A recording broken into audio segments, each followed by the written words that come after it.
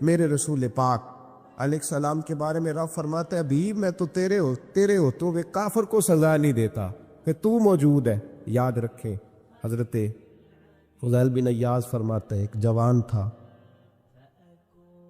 مسجد میں آیا، لوگوں سے کہنے لگا روٹی کھلاؤ، کسی نے توجہ نہ کی، اس نے کہا میں رب بتانے والا ہوں، میری طرف دیکھو تو صحیح، کسی شخص نے خیال ہی نہ کیا۔ پھر اس نے کہا یار تھوڑا سوچو، نمازیوں سے کہا، اہل علاقہ سے کہا، انہوں نے کہا تیری طرح کے بڑے درویش دیکھیں۔ مسجد کے محراب میں وہ رب کریم کا بندہ انتقال کر گیا۔ جب فوت ہو گیا نا، لوگوں کا مزاج ہے بیمار کو دوائی نہیں دیتے، جنازے پہ وقت پہ پہنچ جاتے، جب کوئی گر رہا ہوتا ہے تو سہارا کوئی نہیں دیتا، جب کوئی گر جاتا ہے ٹانگ ٹوٹ جاتی ہے تو تیمارداری کو زمانہ پہنچ جاتا ہے۔ اور بزرگ وہ نوجوان اللہ کا نیک بندہ مسجد کے محراب میں فوت ہو گیا۔ حضرت فضیل ابن ایاز کہتے ہیں امام صاحب نے اعلان کیا چندہ دو، کوئی لاوارث فوت ہو گیا، کفن دینا۔ چندہ اکٹھا ہوا، کفن خریدا، جنازہ پڑھا، عشاء کے بعد دفن کر کے آئے۔ فجر کی نماز کے لیے جب امام اور مؤذن مسجد میں آئے تو چیخیں مارنے لگے، تڑپنے لگے، دور دور تک آوازیں پھیل گئی، دنیا دوڑی آئی، کیا ہوا؟ کہنے لگے وہ جو تم نے کفن پہنایا تھا وہ یہاں پڑا ہوا ہے، اور دیکھو کفن پہ تحریر لکھی ہے۔ تحریر کیا ہے؟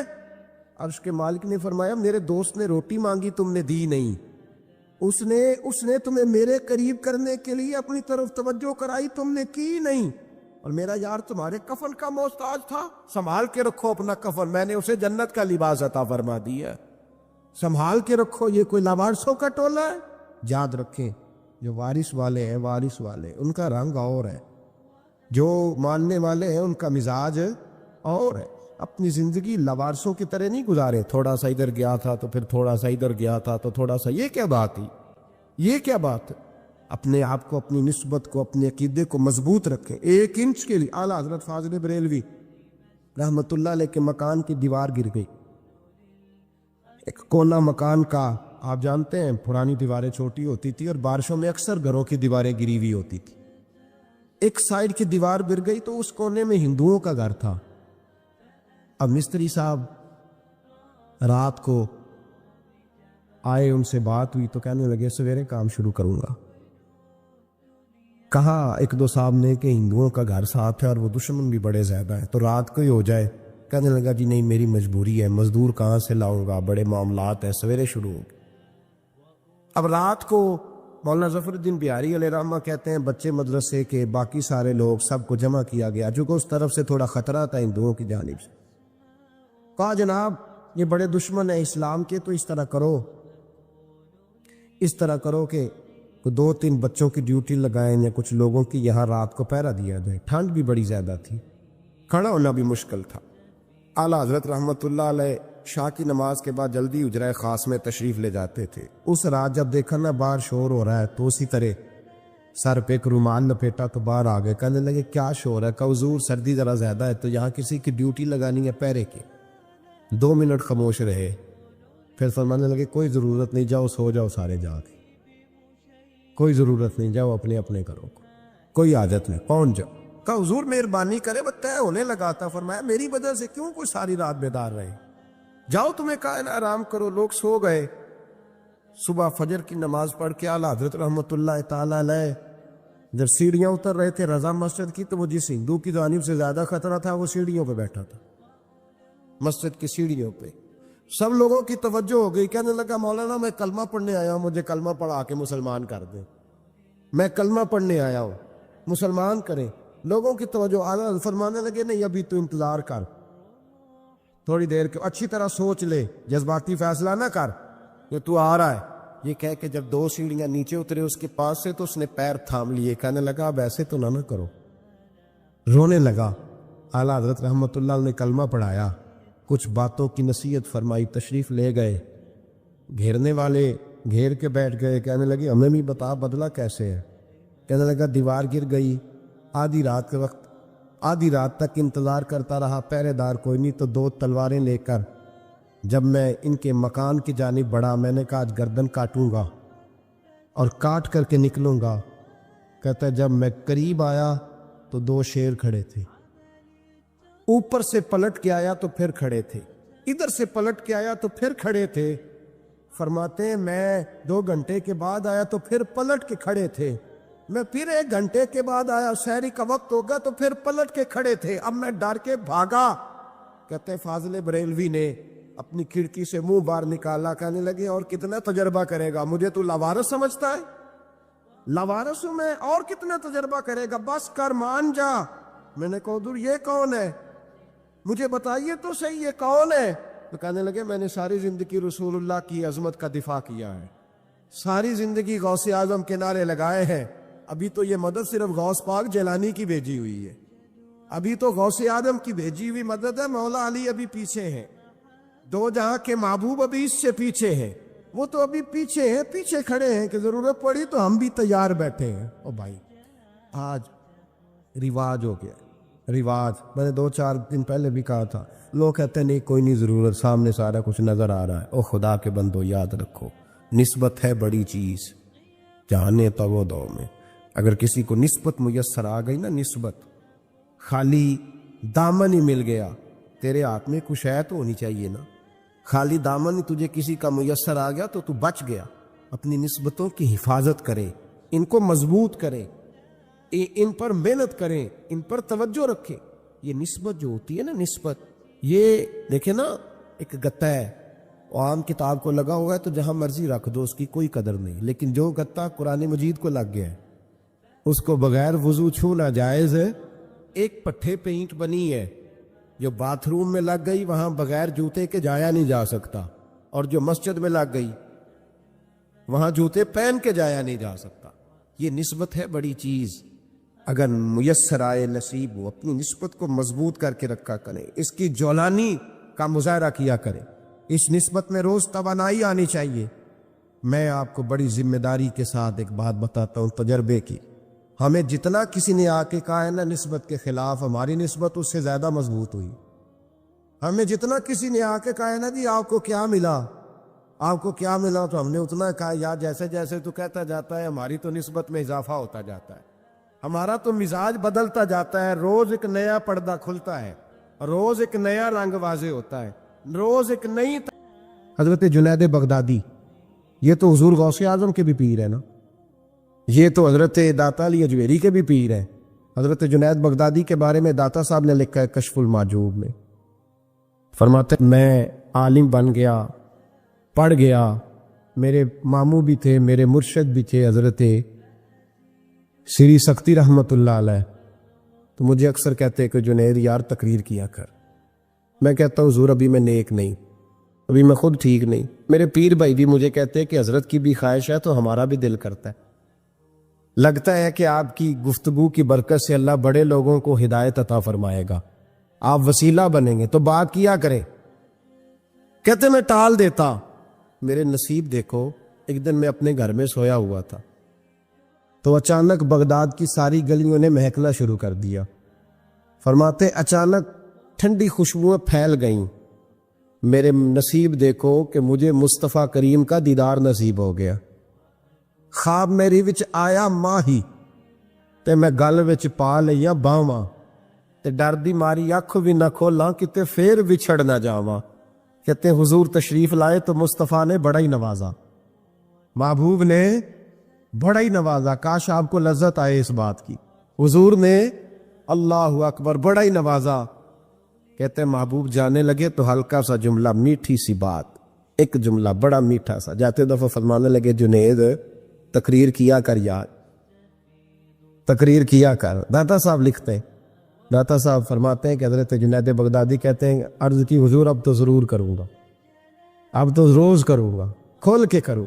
فرماتے ہیں میں جب اٹھا نا، فجر کی اذان ہوئی، وضو کیا، سنتیں پڑھی تو دل میں چور آ گیا، میرے دل میں خیال آیا کہ پیر صاحب نے تو کبھی نہیں بتایا کہ انہیں دیدار ہوا ہے، تو مجھے تو ہوا ہے نا۔ پیر صاحب نے، بہت سارے لوگ پیر صاحب سے خود سیانے ہوتے ہیں نا، ان کو خود نور نظر آتا ہے روز خواب میں، وہ بہت سارے جلوے خود بیان کر لیتے ہیں، تو کہتے ہیں میرے دل میں خیال آیا کہ پیر صاحب نے تو کبھی نہیں بتایا تو مجھے تو ہوا ہے۔ کسی درویش نے ایک شعر کہا تھا، پر بڑے مسئلے اس نے حل کیے، وہ کہنے لگا جڑے محرم راز حقیقت دے او راز حقیقت کھول دے نہیں، او جنہ ویکھیا نہیں او کرن گلاں، جنہ ویکھ لیا او تے بول دے ہی نہیں، جنہ ویکھ لیا ہو ان سے بولا جاتا بھی نہیں، بولا جاتا بھی نہیں۔ وہ کہتے میں سنتے گھر پڑی تو خرامہ خرامہ چلا تو دل میں چور تھا، بانج فقیروں کسے نہیں ماریا، اے ہوئی چور اندر دا۔ کہتے میں گیا حضرت کے پیچھے نماز پڑھی 7ویں صف میں، تو اندر چور تھا کہ میرا تو درجہ اونچا چلا گیا ہے، لیکن مجھے دیدار ہوا ہے۔ تو کہتے ہیں نماز حضرت نے خود پڑھائی، تو نماز پڑھا کے کہنے لگے جنید آگے آ جا۔ فرماتے میں 3ری صف میں آ گیا تو کہنے لگے چل یار تھوڑا اور نیڑے آ جا۔ کہتے میں قریب جا کے نا پہلی صف میں بیٹھا تو کہنے لگے ادھر آ میرے ساتھ بیٹھ۔ کہتے میں ان کے ساتھ بیٹھ گیا، حضرت کے ساتھ۔ یہ بھی کسی نصیبوں والوں کو نصیب ہے نا۔ کہتے میں ساتھ بیٹھ گیا مرشد کے، تو شیخ تسبیح رول رہے تھے، ادھر دیکھنا میری طرف، تسبیح پھیر رہے ہیں، اور تسبیح پھیرتے پھیرتے نا اچانک آنکھ اٹھائی اور میری طرف دیکھ کے کہنے لگے اب تقریر کرو گے نا، جڑے محرم راز حقیقت دے، اب کرو گے نا تقریر؟ تو میرے اندر تو جور تھا، میں نے کہا جی اب کیا ہوا ہے؟ جور تھا نا کہ مجھے پتا ہے کسی کو پتہ ہی نہیں، اب کیا ہوا ہے؟ تو کہتے ہیں وہ چپ کر گئے۔ چند منٹ کے وقفے کے بعد پھر فرمانے لگے اب کرو گے نا تقریر؟ کہتے ہیں اندر چور بیٹھا تھا، میں نے کہا حضور ہوا کیا ہے بتائیں تو صحیح۔ کہتے ہیں انہوں نے تسبیح چھوڑی، جبہ سمیٹا اور چہرہ میری طرف پھیرا، اور میں نے ان کی آنکھوں میں جو روشنی آج دیکھی پہلے کبھی نہیں دیکھی تھی، لب و لہجے میں جو جلال آج دیکھا وہ کبھی نہیں دیکھا تھا۔ فرماتے حضرت بولے نظر تو وہ ظالم نظر ہے، اٹھے تو بیڑا ہی پار کر دے، گرے تو خانہ خراب کر دے۔ فرماتے میں نے حضرت کا جلال دیکھا اور میری طرف دیکھ کے فرمانے لگے جنید کل جو رات گزری ہے مجھے خواب میں اپنے رب کا دیدار ہوا تھا، تو مالک نے پوچھا کہ سری کوئی بات بتا، تو میں نے عرض کی مولا ایک کی مرید تیار کیا ہے وہ بھی تقریر نہیں کرتا، کبھی تیرے حبیب کا ادھر کا پھیرا ہو تو ذرا جنید کو اشارہ کر جائے تو چلو میرا بھی کام بن جائے گا، لوگوں کا بھی نفع ہوگا۔ کہتے ہیں حضرت جنید بغدادی کہ میری چیخ نکلی، اللہ اکبر کہا تو میرے کپڑے پھٹ گئے، بغداد کی وہ مسجد ساری رونے لگی۔ کہتے میں قدموں میں گرا اور میں نے کہا محبوبہ مجھے معاف کر دے، مجھے تو آج پتہ چلا ہے کہ میرے اوپر مصطفیٰ بھی کرم فرمائے تو تیری دعاؤں کی برکت سے فرماتے۔ تقریر اتنا ضروری کام ہے کہ محبوب خود فرماتے ہیں جنید تقریر کیا کر بات یار، لوگوں کو فائدہ ہوگا۔ بغداد کا جو امیر تھا نا اس کو پتہ چل گیا کہ جناب جنید بغدادی رحمۃ اللہ تعالی علیہ کی بڑی شہرت ہونے لگ گئی ہے، تو یہ جو حاسدی ہوتے ہیں نا یہ بڑی جلدی پیدا ہو جاتے ہیں، اور سب سے زیادہ حسد دینداروں سے ہوتا ہے، دیندار لوگوں سے لوگ حسد کرتے ہیں، سب سے زیادہ غیبت دیندار آدمی کی ہوتی ہے الا ماشاءاللہ۔ بادشاہ کو لوگوں نے کہا کہ بڑے لوگ عقیدت مند ہو گئے جنید بغدادی کے، ایسا نہ ہو کہ آہستہ آہستہ لوگوں کو اکٹھا کرے اور پھر اپنی فوج ظفر موج بنا کے وہ آپ کے مقابلے کھڑا ہو جائے۔ اب یہ جو بادشاہ ہوتے ہیں انہیں بغاوت کا بڑا ڈر ہوتا ہے۔ جنید بغدادی کے بارے میں جب لوگوں نے بدگمان کیا نا بادشاہ کو، وہ بادشاہ نے چال چلی، دنیا بڑی ظالم ہے، دنیا داری کے لیے بندہ بڑے پاپ اور بڑے بکھیڑے کرتا ہے۔ ایک خوبصورت دوشیزہ نوجوان لڑکی بادشاہ نے تیار کر کے بھیجی، اس کو جملے یاد کرائے رٹائے کہ تو نے کہنا کیا ہے جا کے۔ حضرت جنید بغدادی رحمۃ اللہ علیہ کے پاس آئی اور پتہ کیا کہتی ہے؟ کہتی ہے میں آپ کی عقیدت مند ہوں، کنیز بن کے آئی ہوں، دین سیکھنے آئی ہوں، اللہ اللہ سیکھنے آئی ہوں، آپ اس طرح کریں مجھے غلامی میں قبول کر لے۔ حضرت جنید بغدادی نے یوں نظر اٹھائی، اس بی بی کے چہرے پہ نظر پڑی، اس عورت نے چیخ ماری، وہ تڑپی اور اس کی روح نکل گئی۔ پیغام گیا بادشاہ کو، مر گئی ہے بی بی موالو۔ بادشاہ کو بڑا غصہ آیا کہ میرے محل کی سب سے خوبصورت عورت جنید بغدادی کے ہاں گئی، مر گئی۔ پیغام بھیجا جنید میرے دربار میں آؤ۔ حضرت جنید بغدادی فرمانے لگے فقیر کا بادشاہوں سے تعلق ہی کوئی نہیں، میرا بادشاہوں سے تعلق، میں نے کیا لینے آنا؟ تجھے کوئی کام ہے تو الگ بات ہے، مجھے تجھ سے کوئی کام نہیں۔ بادشاہ کو اور غصہ آیا، میرے پاس نہیں آیا، گھوڑے تیار کیے، لشکر بنایا، حضرت جنید بغدادی کے پاس پہنچ گیا۔ جب آپ کے دربار میں آیا نا تو حضرت جنید بغدادی رحمۃ اللہ علیہ بیٹھے تھے، پورے غصے کے ساتھ آ کے بیٹھا، کہنے لگا بڑا تو فقیر بنا پڑتا ہے، ولی بنا پھرتا ہے، بی بی مار دی، بڑا فقیر بنا پھرتا ہے، عورت مار دی۔ حضرت جنید بغدادی نے آنکھ اٹھائی، فرمانے لگے نہ میں مارنے کا اختیار رکھتا ہوں نہ زندہ کرنے کا اختیار رکھتا ہوں، زندگی بھی میرا اللہ دیتا ہے، موت بھی اللہ دیتا، میرے پاس اختیار ہی نہیں۔ بادشاہ نے بات سنی تو ٹھہر گیا، کہنے لگا بی بی کیسے مر گئی؟ آپ فرمانے لگے میں آنے لگا تھا تیرے رستے میں، تو نے مجھے ہٹانے کا بندوبست کیا، اور بی بی آنے لگی تھی میرے اللہ کے رستے میں، اللہ نے اسے دور کرنے کا بندوبست کر دیا۔ میں تیرے اور دنیا کے درمیان آنے لگا تھا نا، تو نے مجھے سائڈ پہ کرنے کا بندوبست کیا، بی بی میرے اور رب کے درمیان آنے لگی تھی، اللہ نے اسے سائڈ پہ کر دیے۔